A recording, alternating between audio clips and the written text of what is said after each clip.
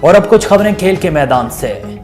Pakistan fit بال federation کے زیر اہتمام نیشنل فٹ بال چیلنج کپ 1 جنوری سے شروع ہوگا، جس میں 32 ٹیمیں حصہ لیں گی۔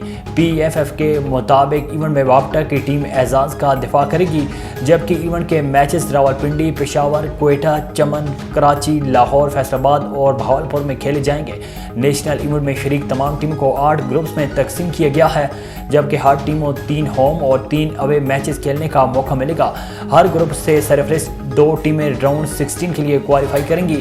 ٹورنامنٹ کی فاتح ٹیم کو 10 لاکھ، رنر اپ کو 5 لاکھ اور تیسری پوزیشن پانے والی ٹیم کو 2.5 لاکھ روپے انعامی رقم دی جائے گی۔ پاکستانی نژاد برطانوی باکسر عامر خان کا کہنا ہے کہ باکسنگ کے فروغ کے لیے لاہور میں اکیڈمی بنانے جا رہے ہیں، جس کے لیے جگہ دیکھ رہے ہیں۔ رپورٹس کے مطابق پاکستان کے معروف باکسر عامر خان نے نیشنل ہاکی اسٹیڈیم میں director general Punjab sports board Muhammad Tariq Qureshi سے ملاقات کی، جس میں ملک میں باکسنگ کے فروغ کے لیے کیے جانے والے اقدامات پر تبادلہ خیال کیا گیا۔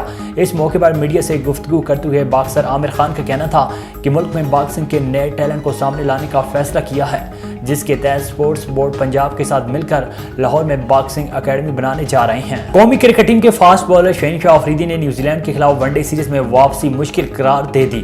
میڈیا رپورٹس کے مطابق قومی فاسٹ بالر شہنشاہ افریدی نے حال ہی میں لاہور قلندرز کی ٹیم مینجمنٹ کے ساتھ نجی یونیورسٹی میں منعقدہ ایک تقریب میں شرکت کی۔ تقریب کے دوران گفتگو کرتے ہوئے شہین افریدی کا کہنا تھا کہ نیوزی لینڈ کے خلاف ون ڈے سیریز میں کھیل کر جلد بازی نہیں کرنا چاہتا، کہیں یہ نہ ہو کہ 1 یا 2 میچ کھیلنے کے بعد پھر سے انجری کا شکار ہو جاؤں۔